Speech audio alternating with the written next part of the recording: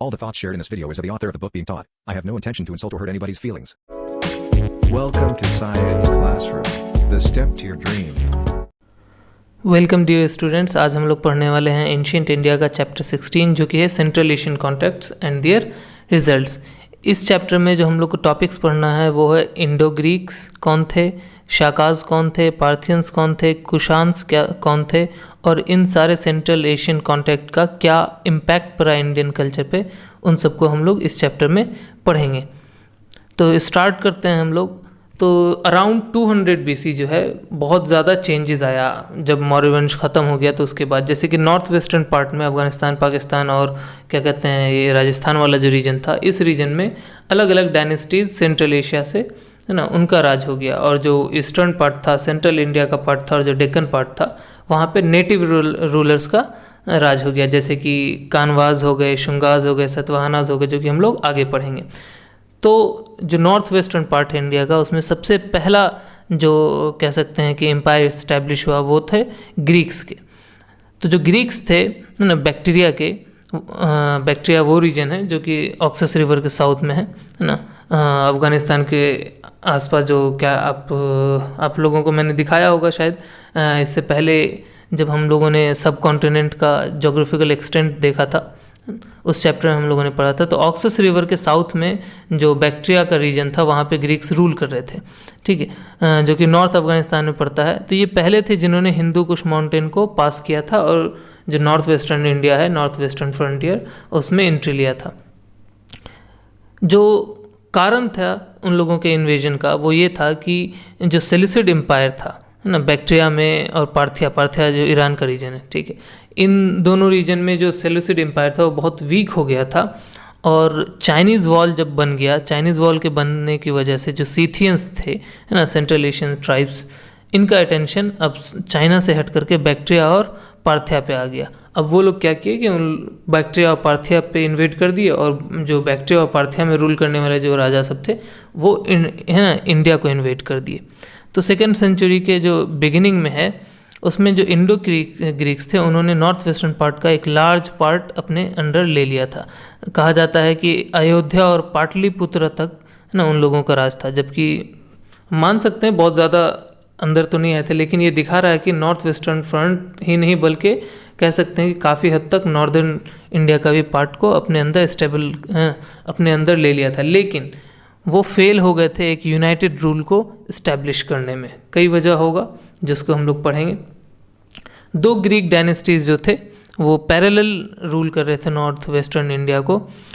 इनमें सबसे ज़्यादा जो क्या कहते हैं फेमस रूलर थे वो थे मेनांदर, जो कि 165 से 145 BC तक रूल किए, जिनको मिलिंद भी कहते हैं। इनका जो कैपिटल था वो सकल था, सियालकोट, पंजाब, और इन्होंने ही गंगा यमुना दोआब को इन्वेड किया था। मेनांदर जो राजा थे वो इसलिए फेमस थे क्योंकि जो नाग सेना है और जो नागार्जुन है उन्होंने मेनांदर को कन्वर्ट करवाया था बुद्धिज़्म में। तो मेनांदर और नागासेना के बीच एक डिस्कशन हुआ है जिसमें मेनांदर ने क्वेश्चन पूछा है और नागासेना ने आंसर दिया है, और इन सारे क्वेश्चन आंसर्स को रिकॉर्ड किया गया है एक बुक में जिसको कहा गया है मिलिंद पन्हो, या जिसे कह सकते हैं क्वेश्चंस ऑफ मिलिंदा। जब हम लोग देखें कि कैसे सेंट्रल एशियन के कॉन्टैक्ट की वजह से रिलीजियस क्या कहते हैं जो चेंजेस आए इंडिया में, वो आगे हम लोग पढ़ेंगे। तो इंडो ग्रीक्स जो थे वो सबसे पहले थे जिन्होंने कॉइन्स को इशू किया था। इससे पहले हम लोग पढ़ चुके हैं पंच मार्क्ड कॉइन्स है, एक प्रॉपर कॉइन नहीं है, ठीक है। तो कॉइन्स को इशू किया था, स्पेशली गोल्ड कॉइन्स को, जबकि हम लोग आगे पढ़ेंगे क्वेश्चंस में गोल्ड कॉइन्स इसके बाद धीरे धीरे ज़्यादा नंबर में इन क्या कहते हैं इशू होने लगे क्वेश्चंस के अंदर। ग्रीक रूल जो है, अब देखिए इस इंडो ग्रीक जो है इनके कांटेक्ट में आते ही कई सारे चेंजेस आए होंगे। सबसे इम्पॉर्टेंट जो चेंज आया था वो था कि इन्होंने हेलेनिस्टिक आर्ट को इंट्रोड्यूस किया नॉर्थ वेस्टर्न फ्रंटियर में इंडिया के। तो ग्रीक का जो कांटेक्ट हुआ नॉन ग्रीक्स के साथ, जब अलेक्जेंडर का डेथ होने के बाद जो नॉन ग्रीक्स वहाँ पे इस्टेब्लिश हुए उस रीजन में, और अभी जो ग्रीक्स आए, इन दोनों के कांटेक्ट की वजह से हेलेनिस्टिक आर्ट डेवलप हुआ। और हेलेनिस्टिक आर्ट का एक बहुत इम्पॉर्टेंट या बहुत फेमस आर्ट है जिसको गांधार आर्ट कहते हैं, आगे हम लोग पढ़ेंगे। जैसे ये इमेज देखिए, ये इमेज जो है ये इसमें कुलावान जो कि एक जगह है तक्षशिला के पास, वहाँ पे कॉपर प्लेट के ऊपर इंस्क्रिप्शन है, 1st सेंचुरी एडी का है। इसमें ये बताया जा रहा है कि जो रेलिक्स हैं, जो कह सकते हैं कि बुद्धा के से रिलेटेड जो चीज़ें हैं उनको इंस्टॉल किया जा रहा है ना, चंद्राभी के द्वारा। चंद्राभी एक रानी थी, उनके द्वारा ये इस रेलिक्स को इंस्टॉल किया जा रहा है और ये इंस्क्रिप्शन कॉपर प्लेट पे लिखा हुआ वहाँ पे मिला है। तो ग्रीक्स के बाद जो सेकेंड सेंट्रल एशियन ट्राइब का राज हुआ था वो थे शाकाज। शाकाज जो हैं वो जो ग्रीक्स जितने बड़े पार्ट पे राज करते थे उनसे ज़्यादा लार्ज है ना पार्ट पे इंडिया के राज किया। 5 ब्रांचेस थे शाकाज के। पहला ब्रांच जो था वो अफगानिस्तान में सेटल हुआ था, सेकंड ब्रांच जो था वो पंजाब में सेटल हुआ और तक्षशिला उनका कैपिटल था, थर्ड ब्रांच मथुरा में जो कि ऑलमोस्ट 2 सेंचुरीज तक यहाँ पे रूल किया, और फोर्थ ब्रांच जो था वो वेस्टर्न इंडिया में सेटल हुआ और 4th सेंचुरी आते आते तक वहाँ पे रूल किया है। 5th जो बैच था वो अपर डेक्कन में सेटल हुआ था। एक फेमस चीज़ है कि जो उज्जैन के जो राजा थे, जो हमारे इंडिया के है ना थे, उन्होंने क्या किया था कि शाकाज को हरा दिया था।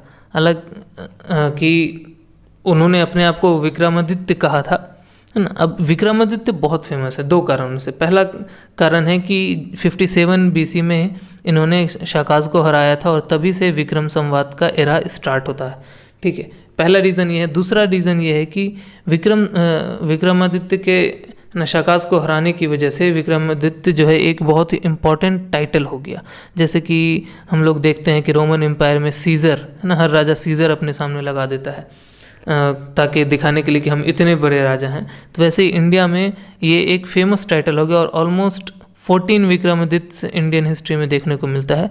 चंद्रगुप्त सेकंड जो थे वो सबसे फेमस विक्रमादित्य थे। तो इन्हीं के नाम से, मतलब इन्होंने इतना बड़ा काम कर दिया कि इनका जो नाम था वो अपने आप में एक टाइटल बन गया। तो इन 2 वजहों से जो क्या कहते हैं किंग ऑफ उज्जैन है विक्रमादित्य, वो फेमस हैं और ये शाकाज के ही पीरियड में हुआ है।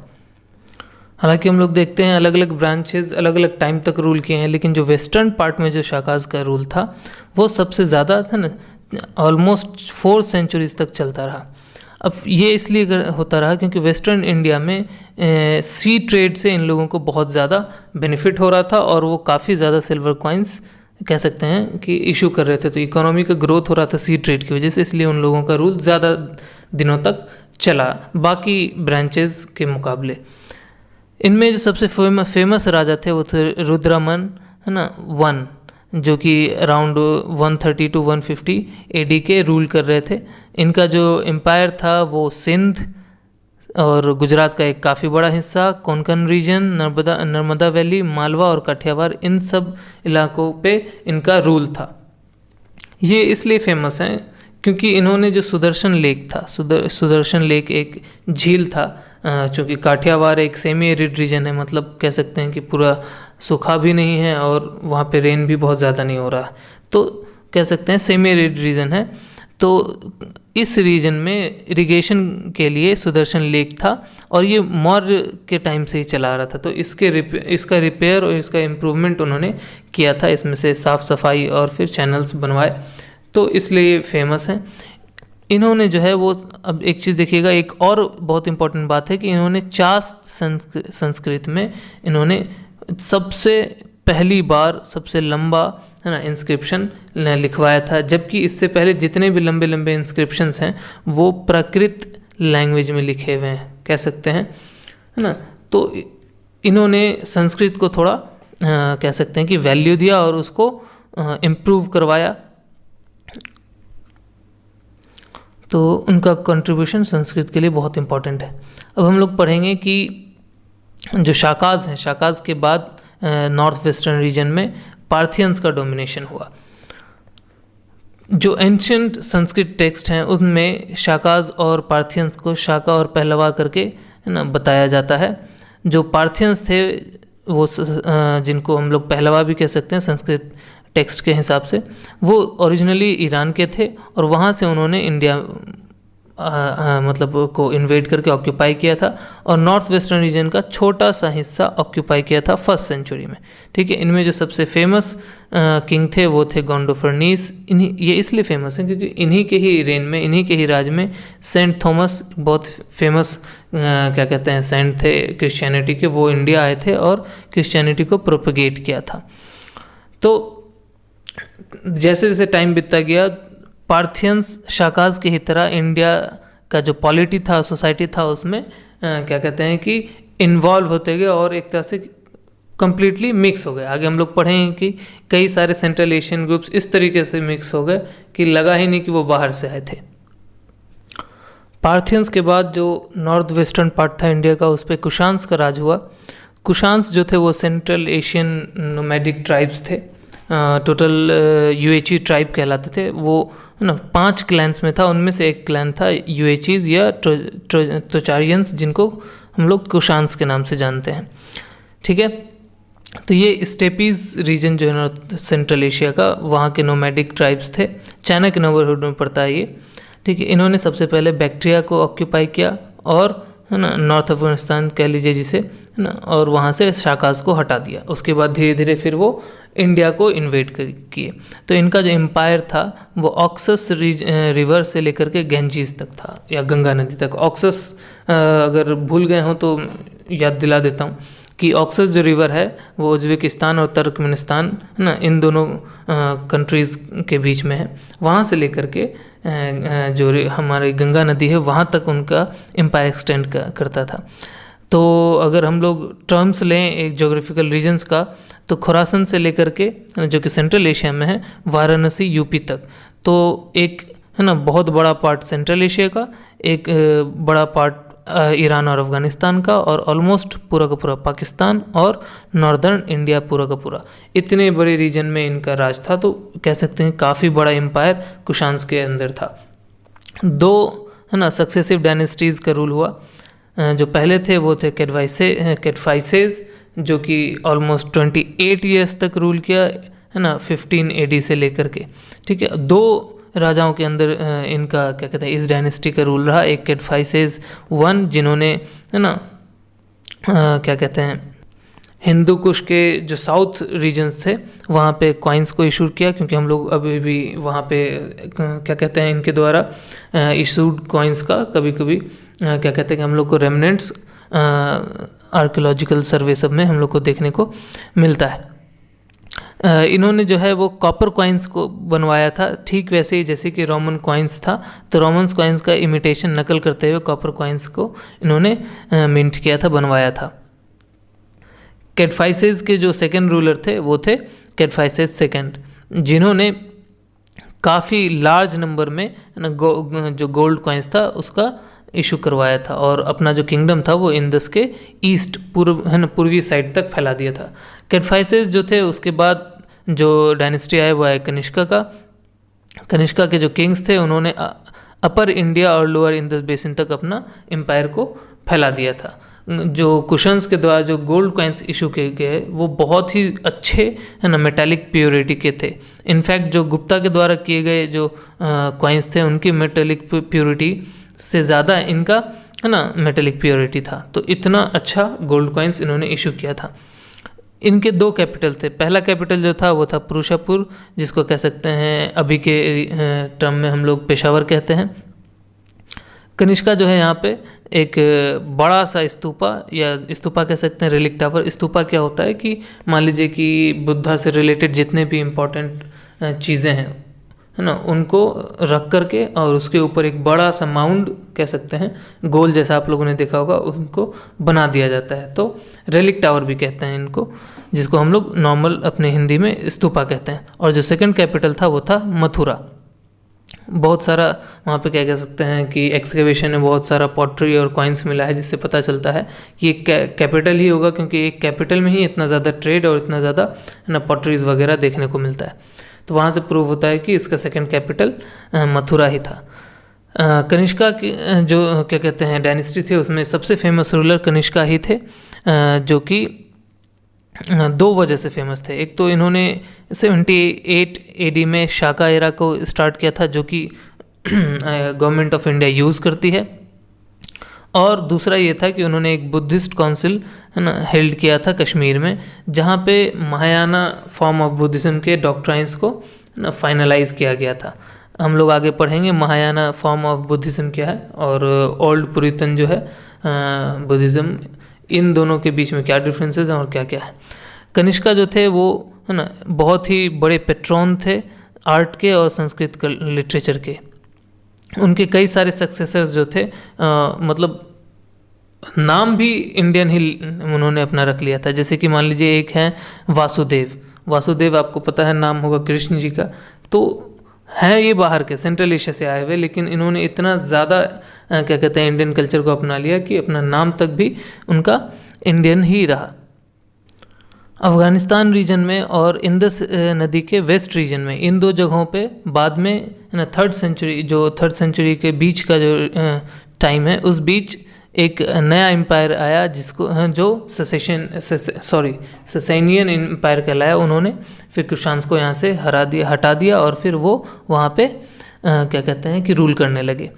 और कुशान्स बाद के जो कुशान्स थे उनके अंदर जो क्या कहते हैं रीजन था वो था काबुल वैली, कपिसा, बैक्ट्रिया, ख्वारिज़्म और सोगदियाना। ख्वारिज़्म और सोगदियाना को हम लोग अभी बुखारा और समरकंद है ना के नाम से जानते हैं। बहुत ही फेमस जगह है समरकंद और बुखारा, याद रखिएगा, क्योंकि समरकंद से ही है ना रूल किया करते था तैमूर।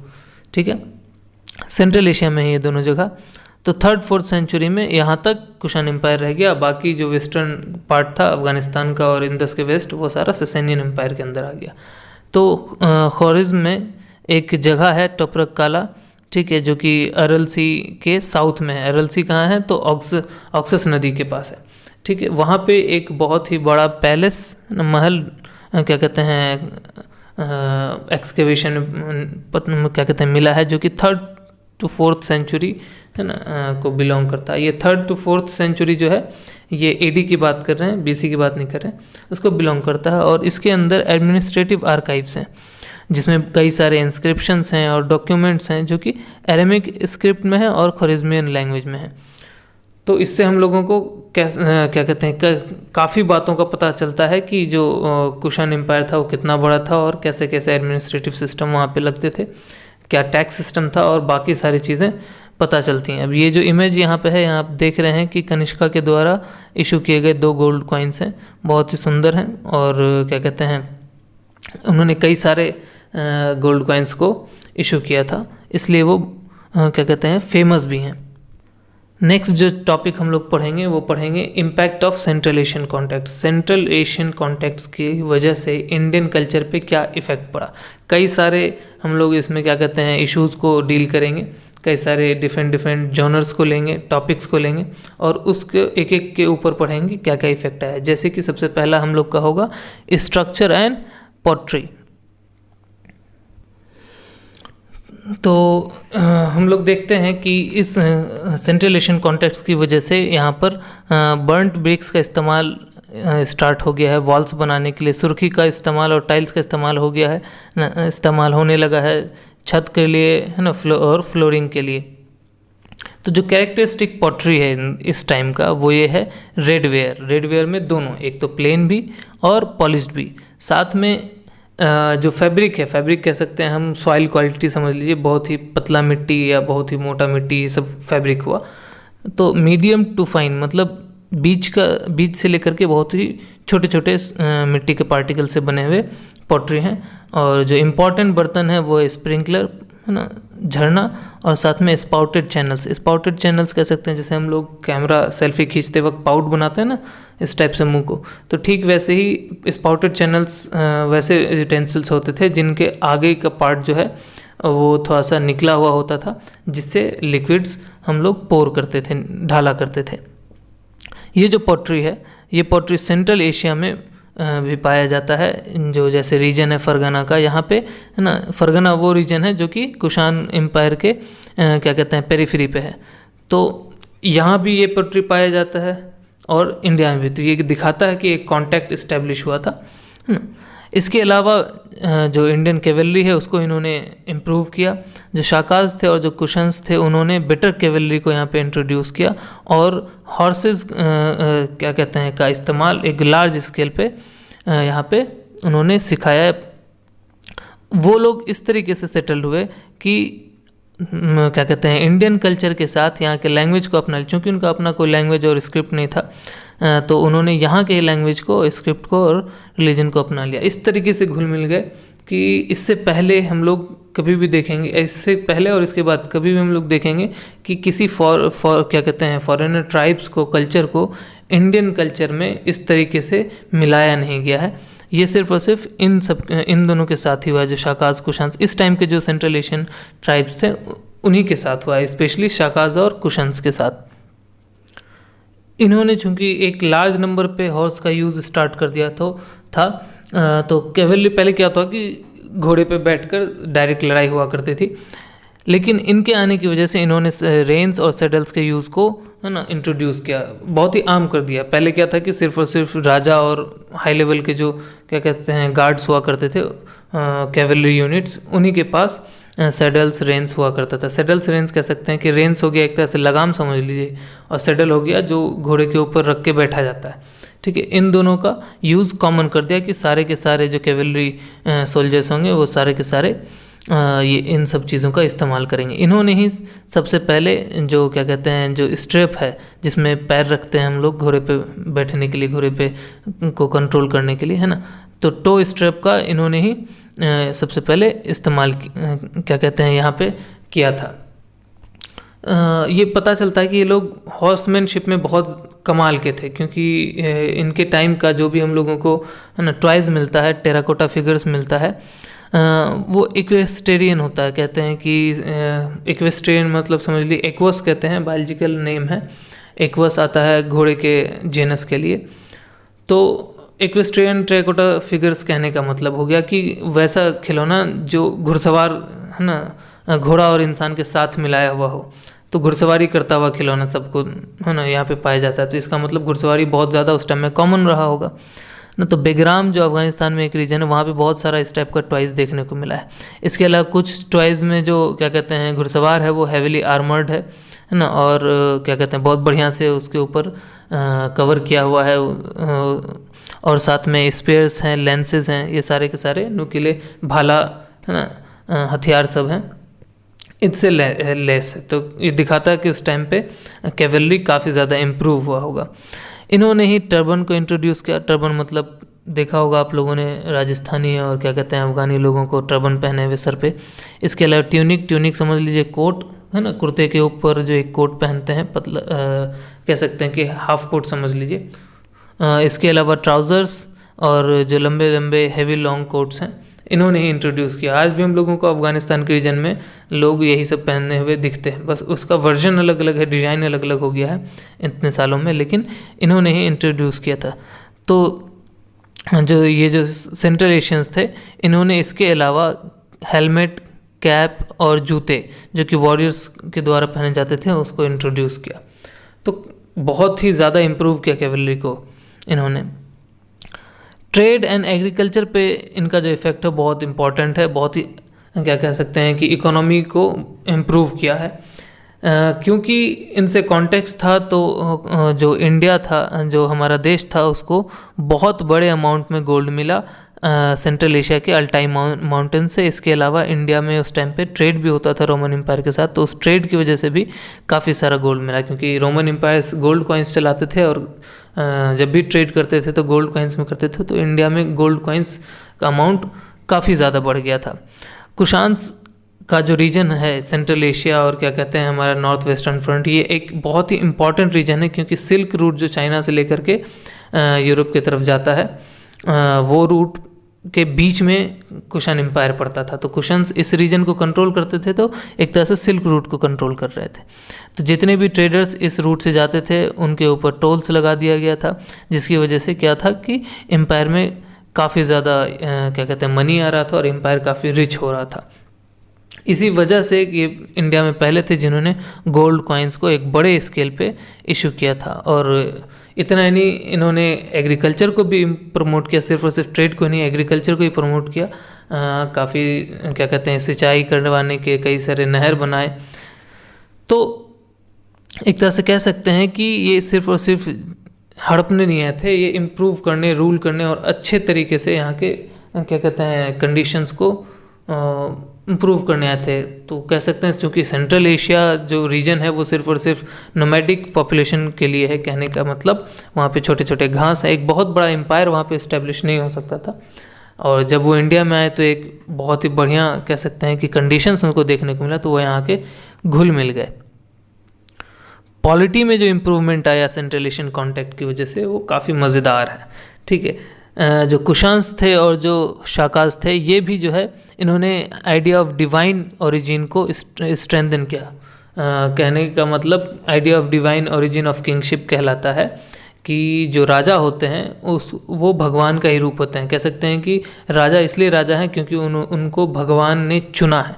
ये आइडियोलॉजी है ना, हम लोग देखते हैं काफ़ी सालों तक चलता है। और सबसे पहले इस आइडियोलॉजी को चैलेंज किया गया है ना, जो फ्रेंच रिवॉल्यूशन है उसमें आपको याद होगा, उसमें सबसे पहले इस आइडिया को चैलेंज किया गया। तो इससे पहले क्या था कि जितने राजा थे वो अपने आप को दिखाते, जैसे कि अशोका का नाम था देवनम पिया पियादसी, कहने का मतलब देवों को प्यारा, मतलब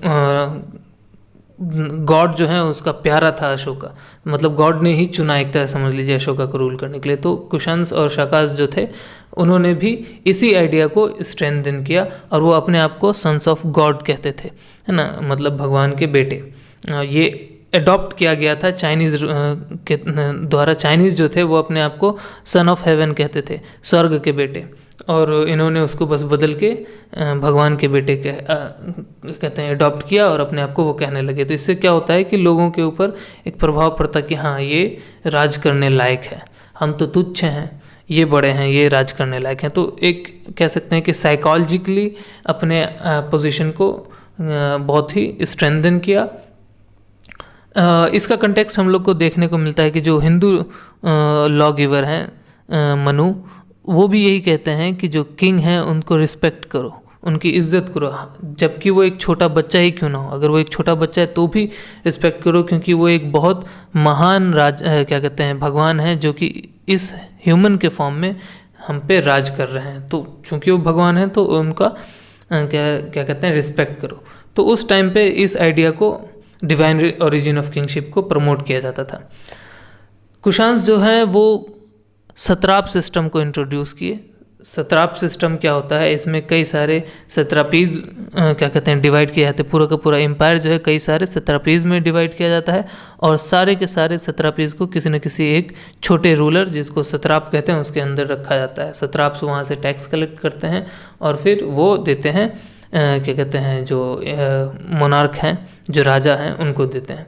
तो इस तरह से क्या होता है कि पूरा का पूरा कंट्रोल अपने हाथ में, सारा का सारा एडमिनिस्ट्रेशन अपने हाथ में रख कर बड़े लार्ज एम्पायर्स को रूल करना थोड़ा डिफ़िकल्ट हो जाता है। तो एक तरह से कह सकते हैं डिसेंट्रलाइजेशन का एक पॉलिसी है ये। इन्होंने डुअल रूल्स को भी इंट्रोड्यूस किया। कहने का मतलब एक ही टाइम पे एक ही जगह पे दो राजा रूल कर रहे हैं, सेम किंगडम को एक ही टाइम पे, है ना, दो राजा रूल कर रहे हैं।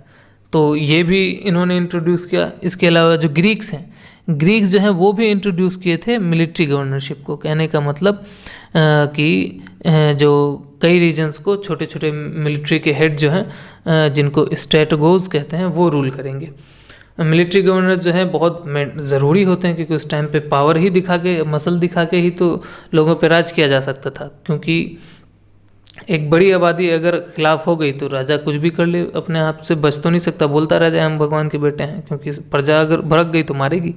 तो इसलिए मिलिट्री गवर्नर्स को क्या कहते हैं एक बड़ा रीजन दे दिया जाता था कि आप यहाँ पे रूल करें ताकि वो पावर को मेंटेन करे, जितने भी न्यू रूलर्स। अब ये खासकर उन रीजन में होता है जहाँ पे नया नया जीता गया। मान लीजिए कि एक रीजन है जिसको अभी किसी दूसरे राजा से जीता गया, तो वहाँ पे जो पुराने राजा है उसको लेकर के लोगों के अंदर थोड़ा प्रेम होगा, तो उसको डराना ज़रूरी है ताकि वो हमारा रूल को फॉलो करें। तो इन सब रीजन्स को मिलिट्री गवर्नर्स के अंदर रख दिया जाता था।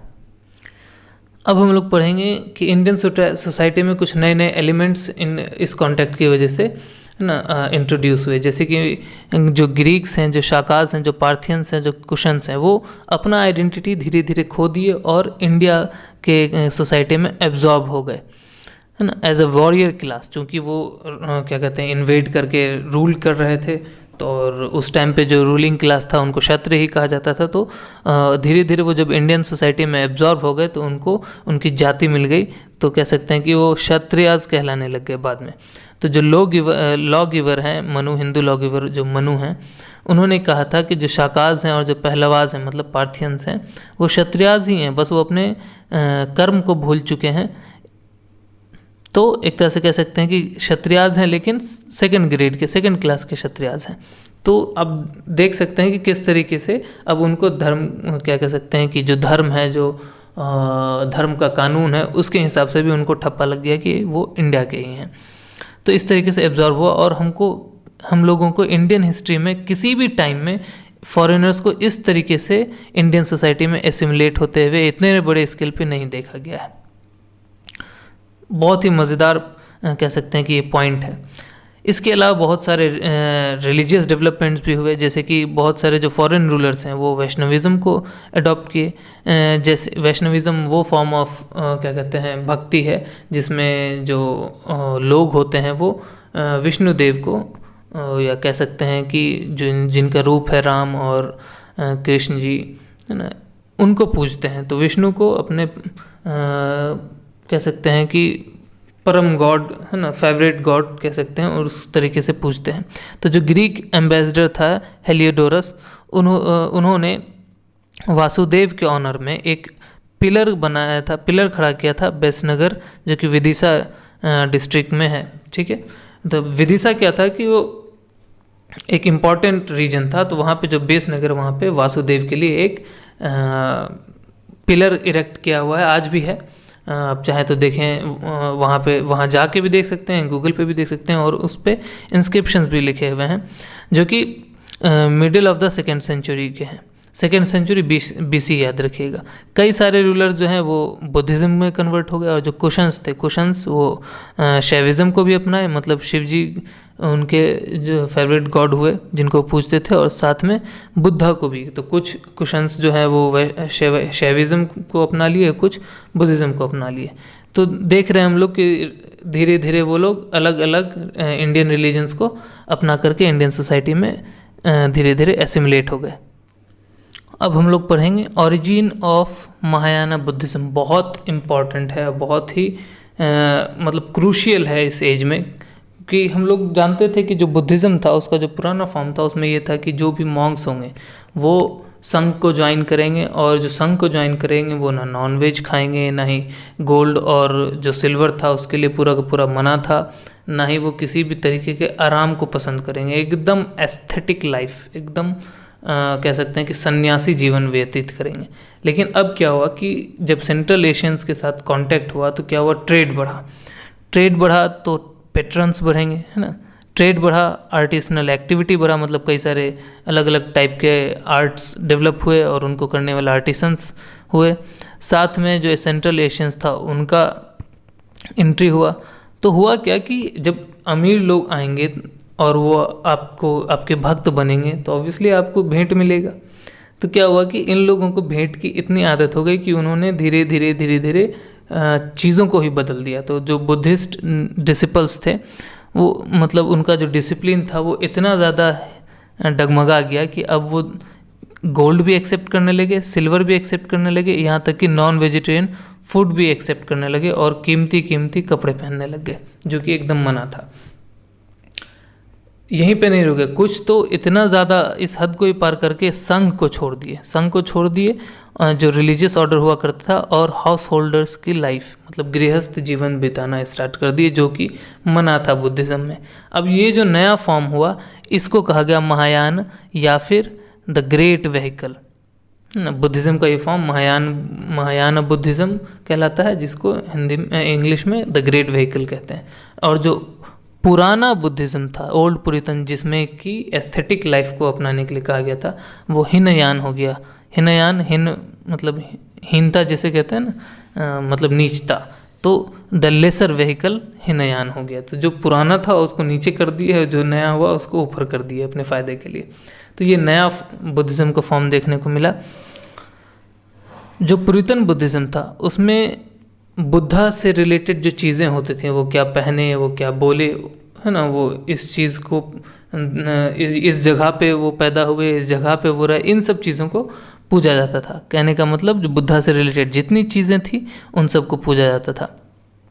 लेकिन अब जो नया फॉर्म आया, इस नए फॉर्म में बुद्धा की चीज़ों की जगह पे अब उनका इमेज, है ना, उनकी मूर्ति पूजनी स्टार्ट हो गई। तो हम लोग देखते हैं कि इसी टाइम के बाद से, इसी मतलब जब बुद्धिज़्म में इमेज वर्शिप स्टार्ट हुआ, उसी के कुछ टाइम बाद से हिंदुइज़्म जो है उसमें भी इमेज वर्शिपिंग स्टार्ट हो गया। तो कई सारे हिस्टोरियंस कहते हैं कि जो हिंदू धर्म है उसमें मूर्ति पूजन इसी के बाद से और बुद्धिज़्म की ही वजह से इन्फ्लुएंस होकर के स्टार्ट हुआ, क्योंकि उससे पहले जितने भी ग्रंथ हैं उसमें कहीं भी मूर्ति पूजन की बात नहीं है।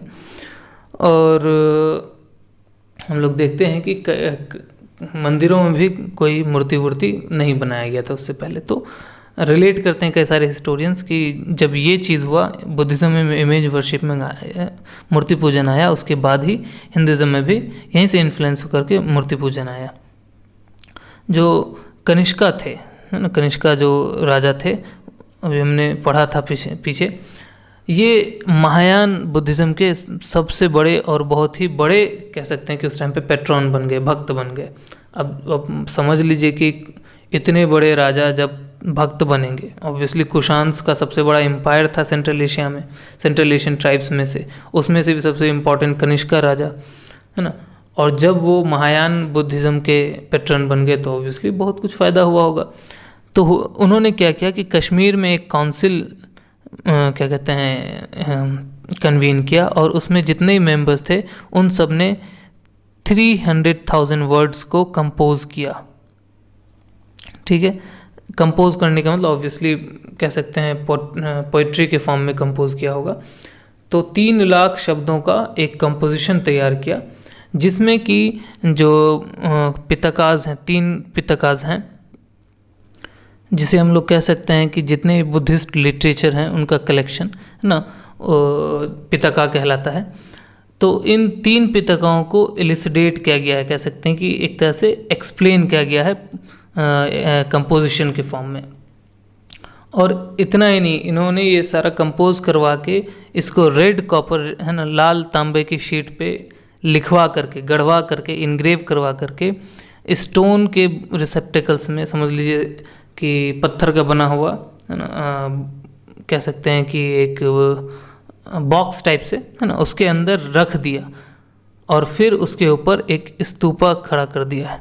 तो अगर हम लोग, है ना, अगर ये कल्चर सही है, अगर ये बात सही है और हम लोगों को वो स्तूपा मिलता है, तो हम लोग कह सकते हैं कि उस टाइम का कितना सारा चीज़ हम लोग को पता चल जाएगा। उस टाइम के जो सोसाइटी है, एडमिनिस्ट्रेशन, कितना सारा चीज़ पता चल जाएगा। हालांकि अभी तक पता नहीं चला है, देखते हैं, क्योंकि कनिष्का ने बहुत सारे, इसके अलावा कनिष्का ने बहुत सारे स्तूपास भी बनाए हैं, तो कौन सा है पता ही नहीं है। मिल जाएगा तो बहुत इम्पोर्टेंट और बहुत ही अच्छी अच्छी बातें पता चलेंगी उस टाइम के बारे में। अब हम लोग पढ़ेंगे गांधार आर्ट और मथुरा स्कूल्स ऑफ आर्ट, ये 2 स्कूल्स ऑफ आर्ट के बारे में। तो जो कुशांस थे, है ना, ऑब्वियसली सबसे ज़्यादा प्रभावी यही थे, तो इन्हीं की बात करेंगे। लेकिन ओवरऑल सेंट्रल एशियन की बात करेंगे, जो सेंट्रल एशियन ट्राइब्स थे और उनका और इंडियन लोगों का जब कह सकते हैं कि कांटेक्ट हुआ, है ना। तो लेकिन जिसमें सबसे ज़्यादा इम्पोर्टेंट कुशांस हैं। तो कुशांस ने क्या किया कि सेंट्रल एशिया और अलग अलग आसपास के, है ना, जगहों में ट्रेन किए हुए जो क्या मिस्त्री हो गए, है ना, मैसन्स जिनको कहते हैं, और जो आर्टिसंस थे, है ना, उन सबको इकट्ठा किया, एक साथ लाए, और उन सब के एक साथ आने की वजह से जो आर्ट डेवलप हुआ वो, है ना, अलग अलग स्कूल्स ऑफ आर्ट को जन्म दिया, जिसमें से central Asian school of art, Gandhara और मथुरा स्कूल ऑफ आर्ट, ये 3 फेमस स्कूल्स ऑफ आर्ट हैं ना, जो कुशांस ने क्या कहते हैं राइज करवाया। गांधारा और मथुरा, गांधारा आपको पता होगा एक रीजन है ना, वहाँ की बात करेंगे, मथुरा आर्ट और इमेजेस भी हम लोग देखेंगे। ये बात हम लोगों को इस तरीके से पता चलता है, जो सेंट्रल एशिया में जो कई सारे स्कल्पचर के पीसेस मिले हैं, है ना, उसमें देखने को मिला है कि सिर्फ और सिर्फ सेंट्रल एशियन आर्ट ही नहीं बल्कि इंडियन आर्ट का भी मिक्स है। तो उन सारे पीसेस में सिंथेसिस दिखता है लोकल वहाँ का और इंडियन जो क्या कहते हैं आर्ट के एलिमेंट्स हैं वो देखने को मिलता है। इन्फ्लुएंस बाय बुद्धिज़्म, जो कि ऑब्वियसली बुद्धिज़्म भी कहाँ का है, इंडिया का ही रिलीजन था। तो ये दिखाता है कि इन सारे के सारे ये जो नए आर्ट डेवलप हुए ये मिक्स अप होकर के हुए। जैसे कि गांधार रीजन में इंडियन क्राफ्ट्समैन, है ना, जो इंडिया के जो आर्टिसंस थे, जो बनाने वाले मजदूर सब कह लीजिए, एक तरह से मजदूर भी नहीं कहेंगे, आर्टिस्ट ही कह लीजिए, है ना, क्राफ्ट्समैन थे।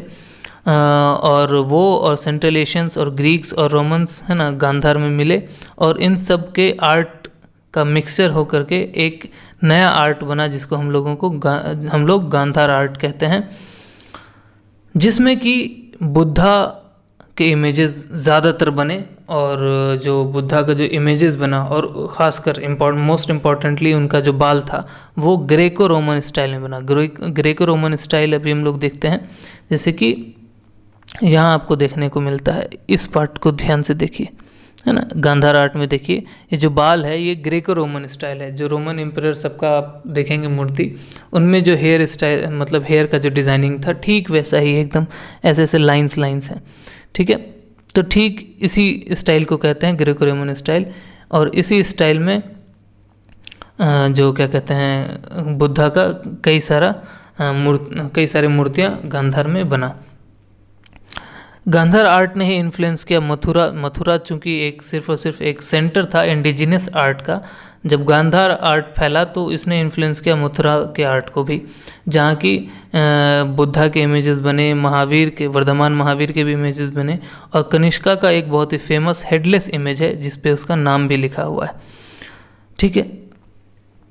हम लोगों को जो मथुरा का प्री गुप्ता स्कल्पचर मिलता है, गुप्ता पीरियड से पहले का जो स्कल्पचर मिलता है और इंस्क्रिप्शंस मिलता है, इसमें कहीं भी हम लोगों को कृष्ण जी के बारे में नहीं दिखा जाता है। कहने का मतलब इससे गुप्ता पीरियड से पहले का पीरियड जो है, चाहे क्या कहते हैं सेंट्रल एशियन के टाइम का हो या उससे पहले का हो, इसमें मथुरा का जो आर्ट है इसमें कहीं भी, चाहे वो इंस्क्रिप्शन हो चाहे वो स्कल्पचर हो, कहीं भी कृष्ण जी का डिस्कशन नहीं हुआ है किसी भी फॉर्म में।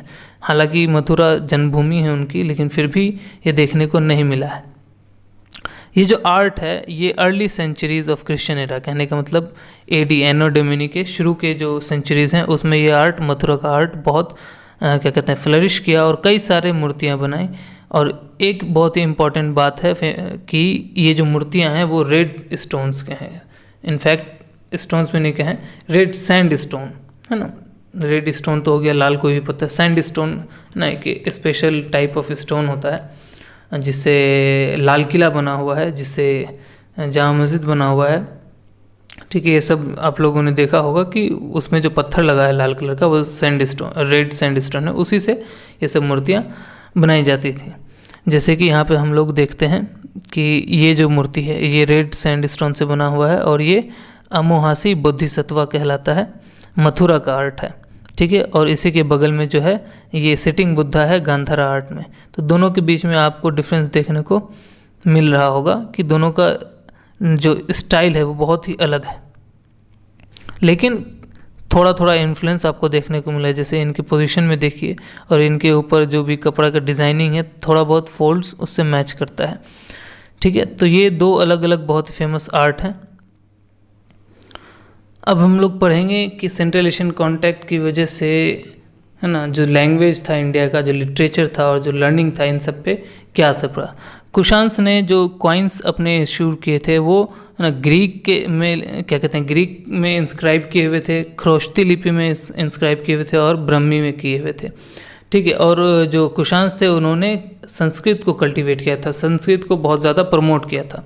हम लोग देखते हैं कि जो काव्य स्टाइल है, काव्य स्टाइल मतलब पोइट्री की तरह लिखने का, है ना, वो जो स्टाइल है उसका जो सबसे पहला स्पेसिमेन है वो जूनागढ़ में देखने को मिलता है। जूनागढ़ जो इंस्क्रिप्शन है रुद्रमा का, ठीक है, रुद्रमन का, ठीक है, जूनागढ़ इंस्क्रिप्शन ऑफ रुद्रमन, ठीक है, जो कि अराउंड 150 AD आफ्टर मतलब बर्थ ऑफ क्राइस्ट का है, काठियावाड़ में है।